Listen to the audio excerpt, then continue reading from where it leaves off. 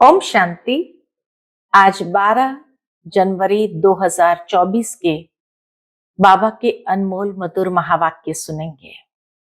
आज की बाबा की मुरली धारणा युक्त मुरली है, जिसमें विशेष बाबा ने आस्तिक और नास्तिक बच्चों के लक्षण को स्पष्ट किया है कि जो बाबा के आस्तिक बच्चे हैं वह देही अभिमानी स्थिति में रहते हैं और ईश्वरीय कायदों का पालन करती है। उनकी दृष्टि हमेशा भाई भाई की रहती है, जबकि नास्तिक बच्चे देह अभिमान के वश होकर के दैहिक दृष्टि में आकर के ईश्वरीय कायदों का भी उल्लंघन कर देते हैं और उसी कारण से यज्ञ के अंदर कई प्रकार के विघ्न भी उत्पन्न होते हैं। तब बाबा कहते हैं, आस्तिक बनो, भाई भाई की दृष्टि को विकसित करो, स्वयं को भी आत्मा समझो, जब भी किसी को देखो तो भी आत्म रूप में भाई भाई की दृष्टि के आधार से देखो। तो सुनते हैं आज के बाबा के धारणा युक्त महावाक्य। ओम शांति। मीठे बच्चे, अपने को आत्मा समझ आत्मा भाई से बात करो। ऐसी दृष्टि पक्की करो तो भूत प्रवेश नहीं करेंगे। जब कोई में भूत देखो तो उससे किनारा कर लो। आज की मुरली से प्रश्न है, बाप का बनने के बाद भी आस्तिक और नास्तिक बच्चे हैं, वह कैसे? उत्तर, आस्तिक वह है जो ईश्वरीय कायदों का पालन करते हैं, देही अभिमानी रहने का पुरुषार्थ करते, और नास्तिक वह है जो ईश्वरीय कायदों के खिलाफ भूतों के वश हो आपस में लड़ते झगड़ते हैं। दूसरा, आस्तिक बच्चे देह सहित देह के सब संबंधों से बुद्धि योग तोड़ अपने को भाई भाई समझते हैं। नास्तिक देह अभिमान में रहते हैं। ओम शांति। पहले पहले बाप बच्चों को समझाते हैं कि हे बच्चे, बुद्धि में सदा ये याद रखो कि शिव बाबा हमारा सुप्रीम बाप भी है, सुप्रीम शिक्षक भी है, सुप्रीम सतगुरु भी है। ये पहले पहले बुद्धि में जरूर आना चाहिए। हर एक अपने को जान सकते हैं कि हमारी बुद्धि में आया व नहीं। कौन आया या नहीं? सुप्रीम बाप, सुप्रीम शिक्षक, सुप्रीम सतगुरु। तो सबसे पहले बुद्धि में वही याद आना चाहिए। अगर बुद्धि में याद आता तो आस्तिक है, नहीं आता है तो नास्तिक है।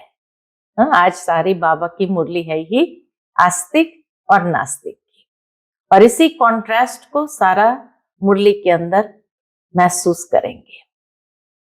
स्टूडेंट की बुद्धि में फट से आना चाहिए कि टीचर आया है। घर में रहते हैं तो वह भूल जाता है। उस रुहाब से बहुत कोई मुश्किल समझते हैं कि हमारा सुप्रीम बाबा आया हुआ है, वह टीचर भी है और वापस ले जाने वाला सतगुरु भी है। याद आने से खुशी का पारा चढ़ेगा, नहीं तो अपने ही दुख दर्द, दुनिया की छीछी बातों में, भिन्न भिन्न ख्यालातों में बैठे रहते हैं। दुनिया के अंदर यही प्रैक्टिकल में देखा जाता कि आज हर एक की बुद्धि में क्या चलता है, दुनिया की छीछी बातें और भिन्न भिन्न ख्यालातों में बैठे रहते हैं। दूसरी बात, बहुत करके बच्चों से पूछते हैं। क्या पूछते हैं? कि विनाश में बाकी कितना समय है। बोलो, ये पूछने की बात नहीं है। पहले तो यह हमको किसने समझाया उनको जानो। तो दो बाप का परिचय जरूर देना है। पहले बाप का परिचय दो। आदत पड़ी हुई होगी तो समझाएंगे, नहीं तो भूल जाएंगे। जब आदत पड़ी होंगी दो बाप के परिचय देने की तो बाबा कहे जरूर समझाएंगे, नहीं तो यही बात भूल जाएंगे और दूसरी दूसरी बातें समझाने लग पड़ेंगे। बाप कितना कहते हैं, अपने को आत्मा समझो, दूसरे को आत्मा की दृष्टि से देखो, परंतु वह दृष्टि नहीं ठहरती।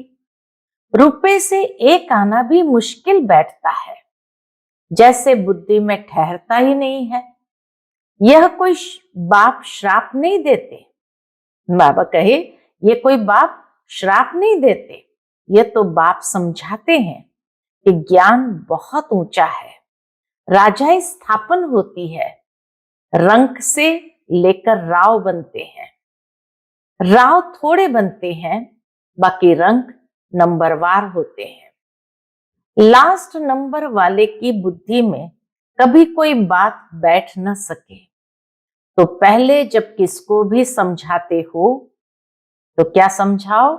शिव बाबा का जो 32 गुणों वाला चित्र बनाया है उस पर समझाना चाहिए। बाबा का चित्र देखा होगा 32 गुणों वाला। बाबा कहे सबसे पहले उस पर समझाना चाहिए, अर्थात बाबा की महिमा करनी चाहिए। उसमें भी लिखा हुआ है, क्या लिखा है? Supreme father, supreme teacher, supreme सतगुरु। पहले जब यह निश्चय होगा कि समझाने वाला सुप्रीम फादर है तो फिर संशय नहीं लाएंगे। बाप बिगर यह स्थापना कोई कर न सके। तुम जब समझाते हो कि यह स्थापना हो रही है तो उन्हों की बुद्धि में यह जरूर आना चाहिए कि इन्हों को समझाने वाला कोई है। कोई मनुष्य मात्र तो ऐसे कह न सके कि यह राज्य स्थापन हो रहा है। तो पहले पहले बाप का निश्चय पक्का कराना है। मुख्य बात के ऊपर बाबा ले आते हैं कि सबसे पहले पहले बाप का निश्चय पक्का कराना है। हमको परमात्मा बाप पढ़ाते हैं, ये कोई मनुष्य मत नहीं है, यह है ईश्वरीय मत। नई दुनिया तो जरूर बाप द्वारा ही स्थापन होगी, पुरानी दुनिया का विनाश यह भी बाप का ही काम है। यह निश्चय जब तक नहीं होगा तो पूछते ही रहेंगे कि कैसे होता है, विनाश कैसे होता है। इसलिए पहले पहले तो श्रीमत की बात बुद्धि में बिठानी पड़े, तब आगे समझ सके। बाबा के जब तक परमात्मा को नहीं समझा, उसकी श्रीमत को नहीं समझा, तब तक और कोई बात बुद्धि में बैठने वाली नहीं है। नहीं तो मनुष्य मत समझ लेते हैं। हर एक मनुष्य की मत अलग है, मनुष्य की मत एक हो न सके। इस समय तुमको मत देने वाला एक ही है, उनकी श्रीमत पर कायदे अनुसार चलना। बाबा कहे परमात्मा की श्रीमत पर कायदे से चलना वह भी बड़ा मुश्किल है। बाप कहते हैं देही अभिमानी बनो, ऐसे समझो कि हम भाई भाई से बात करते हैं, तो फिर लड़ना झगड़ना कभी हो न सके। देह अभिमान में आया समझो नास्तिक, देही अभिमानी नहीं है तो वह नास्तिक है। देही अभिमानी बने तो समझो आस्तिक है। देह अभिमान बहुत नुकसान कारक है। जरा भी लड़ते झगड़ते हैं तो समझो नास्तिक है। बाप को जानते ही नहीं, क्रोध का भूत है तो नास्तिक ठहरा। बाप के बच्चों में भूत कहां से आया? वह आस्तिक नहीं ठहरा। बल कितना भी कहे हमारा बाप में प्यार है, परंतु ईश्वरीय कायदे के खिलाफ बात करते तो उन्हें रावण संप्रदाय का समझना चाहिए। बाबा कहे ईश्वरीय कायदे के खिलाफ कोई भी बात करते हैं तो समझना चाहिए ये रावण संप्रदाय है।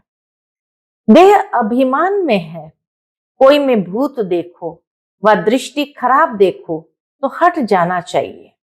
भूत के आगे खड़ा रहने से भूत की प्रवेशता हो जाएगी। भूत भूत में लड़ पड़ते हैं, भूत आए तो पूरा नास्तिक है। देवताएं तो सर्वगुण संपन्न होते हैं, तो वह गुण नहीं है तो नास्तिक है।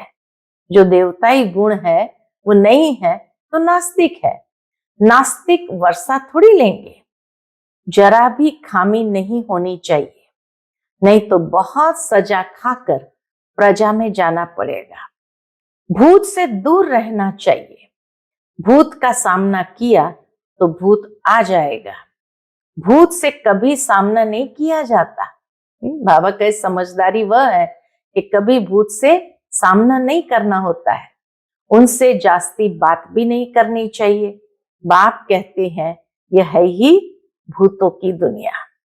भूत जब तक निकले नहीं तो सजाएं भी खानी पड़ेगी। अगर भूत अंदर में है, वो निकलते नहीं है, तो जरूर सजाएं खानी पड़ेगी। पद भी पा नहीं सकेंगे।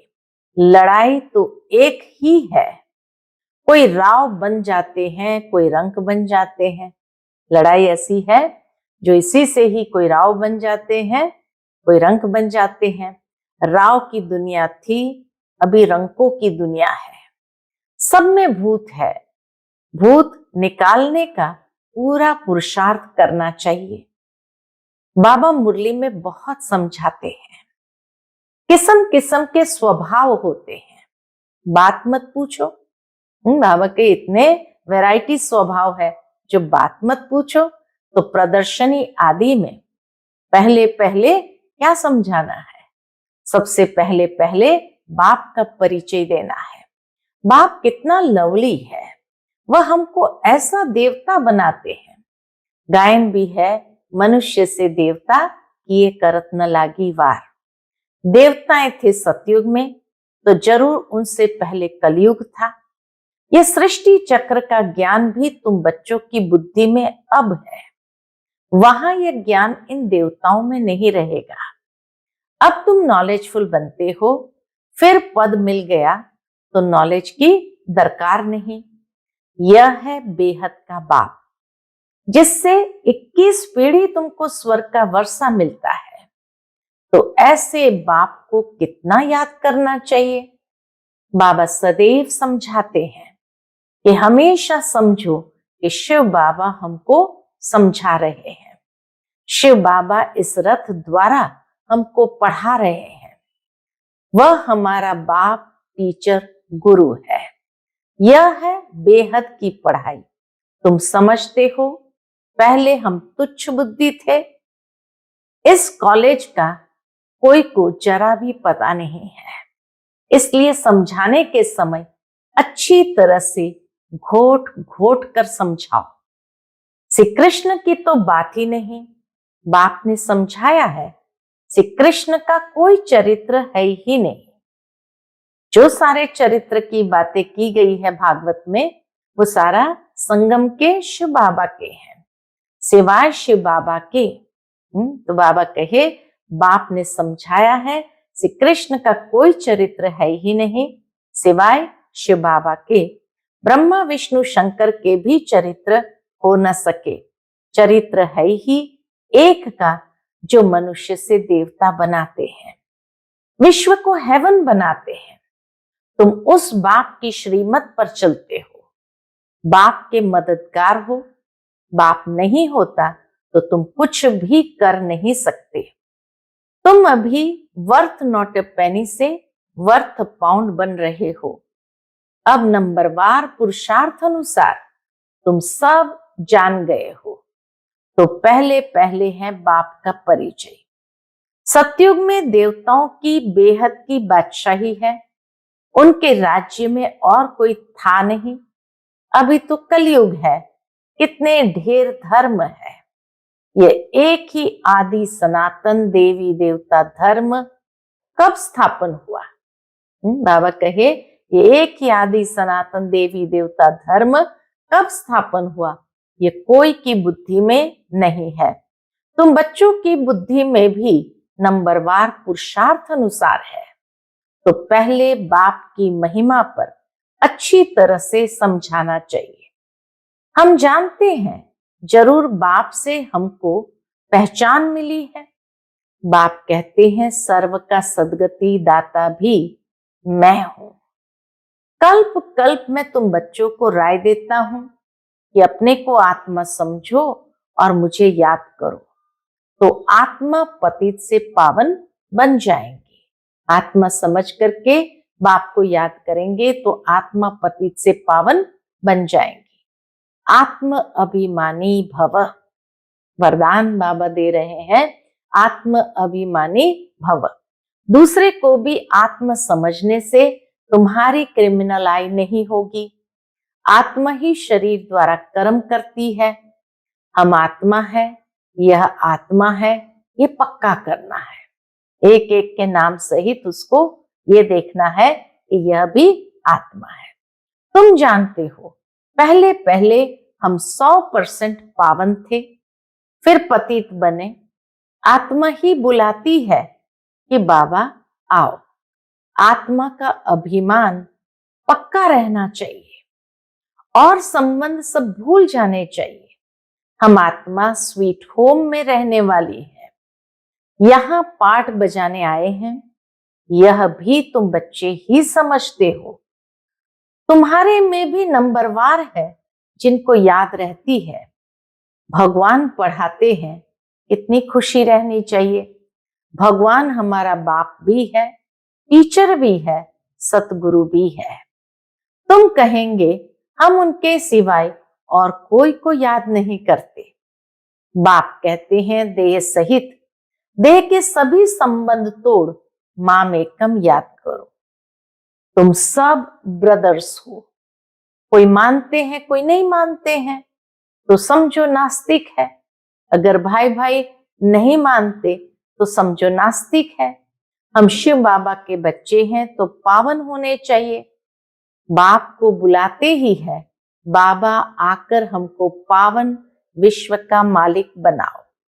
सतयुग में तो पावन होने की बात ही नहीं है। पहले तो ये समझो कि शिव बाबा है, इनसे नई दुनिया स्थापन होती है। अगर पूछे कि विनाश कब होगा तो बोलो पहले अलफ को समझो, पहले परमात्मा को तो समझो। अलफ को नहीं समझा तो पीछे की बात बुद्धि में कैसे आएगी। हम सत्य बाप के बच्चे सत्य बोलते हैं।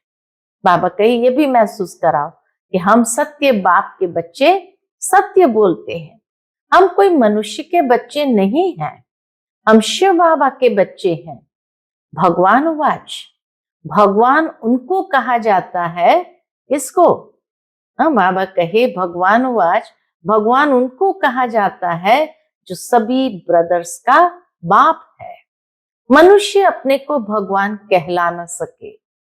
भगवान तो निराकार है, वह बाप टीचर सतगुरु है। कोई मनुष्य बाप टीचर सतगुरु हो न सके। कोई भी मनुष्य किसकी सदगति कर नहीं सकते। भगवान हो न सके।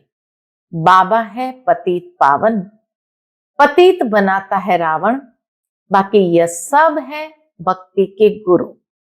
यह भी तुम समझते हो, जो यहाँ आते हैं वह आस्तिक तो बनते हैं, बेहद के बाप पास आकर निश्चय करते हैं कि हमारा बाप टीचर गुरु है। बाबा कहे बेहद के बाप के पास आकर ये बात जरूर उनको निश्चय होती कि यह हमारा बाप टीचर गुरु है।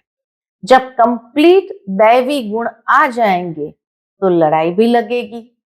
समय अनुसार तुम खुद समझेंगे कि अब कर्मातीत अवस्था को पहुंच रहे हैं। अभी कर्मातीत अवस्था हुई कहाँ है? अभी तो पुरुषार्थ करके कर्मातीत बनना है, अभी हुई नहीं है। अभी बहुत काम है, बहुतों को पैगाम देना है। बाप से वर्षा लेने का तो सबको हक है। अब तो लड़ाई जोर से होगी, फिर ये हॉस्पिटल डॉक्टर आदि कुछ नहीं रहेंगे। बाप बच्चों को सन्मुख समझा रहे हैं। बाप बच्चों को सन्मुख समझा रहे हैं कि तुम आत्माएं 84 जन्म शरीर धारण कर अपना पार्ट बजाती हो। किसी के 70, 80 जन्म भी होंगे। अभी जाना तो सबको है, अभी परमधाम जाना तो सबको है, विनाश होना ही है। अपवित्र आत्मा जा न सके, पावन होने लिए बाप को जरूर याद करना है। मेहनत है, 21 जन्म के लिए स्वर्गवासी बनना है। कोई कम बात है क्या? मनुष्य तो कह देते फलाना स्वर्गवासी हुआ। अरे स्वर्ग है कहाँ? कुछ भी समझते नहीं। तुम बच्चों को बड़ी खुशी रहनी चाहिए इस बात की कि भगवान हमको पढ़ाते हैं। बाबा कहे तुम्हें बड़ी खुशी रहनी चाहिए कि भगवान हमको पढ़ाते हैं, विश्व का मालिक बनाते हैं। खुशी एक होती है स्थायी, दूसरी होती है अल्पकाल की। पढ़ेंगे पढ़ाएंगे नहीं तो खुशी क्या होगी? आसुरी गुणों को भगाना है। बाप कितना समझाते हैं। कर्म भोग कितना है? कर्म भोग होने कारण ही वो स्थायी खुशी अंदर में रहती नहीं है और कोई ना कोई भूतों के वशीभूत हो जाते हैं। जब तक कर्म भोग है तो ये निशानी है अभी तक कर्मातीत अवस्था हुई नहीं है, अभी मेहनत करनी है। कोई भी माया के तूफान न आए। बच्चों को ये निश्चय है कि बाप ने हमको अनेक बार मनुष्य से देवता बनाया है। ये बुद्धि में आए तो भी अहो सौभाग्य। इतनी बात भी अगर बुद्धि में आए कि बाबा ने हमको अनेक बार मनुष्य से देवता बनाया है तो भी अहो सौभाग्य। ये बेहद का बड़ा स्कूल है, वह होता है हद का छोटा। छोटा स्कूल होता है। बाप को तो बहुत तरस पड़ता है, कैसे समझाऊं? कोई से तो अब तक भी भूत निकले नहीं है। दिल पर चढ़ने बदले गिर पड़ते हैं। कई बच्चियां तो तैयार हो रही है अनेकों का कल्याण करने के लिए। बाबा कहे कई बच्चियां तैयार हो रही है और अभी तक कुछ तो तैयार हुए ही नहीं है। अच्छा, मीठे मीठे सिकिलते बच्चों प्रति माता पिता बाप दादा का याद प्यार और गुड मॉर्निंग। रूहानी बाप की रूहानी बच्चों को नमस्ते। हम सभी रूहानी बच्चों की रूहानी माता पिता बाप दादा को याद प्यार, गुड मॉर्निंग और नमस्ते नमस्ते। शुक्रिया बाबा, शुक्रिया। आज की मुरली से धारणा के लिए मुख्य सार है, पहली पॉइंट, कोई भी बात ईश्वरीय कायदे के खिलाफ नहीं करनी है। किसी में भी अगर भूत की प्रवेशता है या दृष्टि खराब है तो उसके सामने से हट जाना है, उनसे जास्ती बात नहीं करनी है। कितना प्यार से बाबा सिखाते हम बच्चों को। दूसरी पॉइंट, स्थायी खुशी में रहने के लिए पढ़ाई पर पूरा ध्यान देना है। आसुरी गुणों को निकाल दैवी गुण धारण कर आस्तिक बनना है। आज का बाप दादा का मधुर वरदान हम बच्चों के प्रति है, निश्चय और नशे के आधार से हर परिस्थिति पर विजय प्राप्त करने वाले सिद्धि स्वरूप भव। निश्चय और नशे के आधार से हर परिस्थिति पर विजय प्राप्त करने वाले सिद्धि स्वरूप भव। योग द्वारा अब ऐसी सिद्धि प्राप्त करो जो अप्राप्ति भी प्राप्ति का अनुभव कराए। निश्चय और नशा हर परिस्थिति में विजयी बना देता है। आगे चलकर ऐसे पेपर भी आएंगे जो सूखी रोटी भी खानी पड़ेगी। बाबा पहले से ही हमें तैयार कर रहे हैं कि आगे चलकर ऐसे पेपर भी आएंगे जो सूखी रोटी भी खानी पड़ेगी, लेकिन निश्चय, नशा और योग की सिद्धि की शक्ति सूखी रोटी को भी नरम बना देगी। कितनी बड़ी बात बाबा ने कही। निश्चय, नशा और योग की सिद्धि की शक्ति सूखी रोटी को भी नरम बना देंगी। परेशान नहीं करेगी। आप सिद्धि स्वरूप की शान में रहो तो कोई भी परेशान नहीं कर सकता। कोई भी साधन है तो आराम से यूज करो, लेकिन समय पर धोखा न दे, ये चेक करो। वही साधन समय पर हमें धोखा न दे, ये चेक करो। आज का स्लोगन है, निमित्त बन यथार्थ पाठ बजाओ तो सर्व के सहयोग की मदद मिलती रहेगी। निमित्त बन यथार्थ पाठ बजाओ तो सर्व के सहयोग की मदद मिलती रहेगी। इस अव्यक्ति मास में आज का अव्यक्त इशारा है, अव्यक्ति साइलेंस द्वारा डबल लाइट फरिश्ता स्थिति का अनुभव करो। किसी भी कार्य में नवीनता की इन्वेंशन के लिए एकाग्रता की आवश्यकता होती है। चाहे लौकिक दुनिया की इन्वेंशन हो, चाहे आध्यात्मिक इन्वेंशन हो, एकाग्रता अर्थात एक ही संकल्प में टिक जाना, एक ही लगन में मगन हो जाना, अपने शांत स्वरूप स्थिति में स्थित हो जाना, इससे बुद्धि का भटकना सहज ही छूट जाएगा। देह और देह की दुनिया सहज भूल जाएगी और डबल लाइट फरिश्ता स्थिति का अनुभव होने लगेगा। अच्छा, ओम शांति।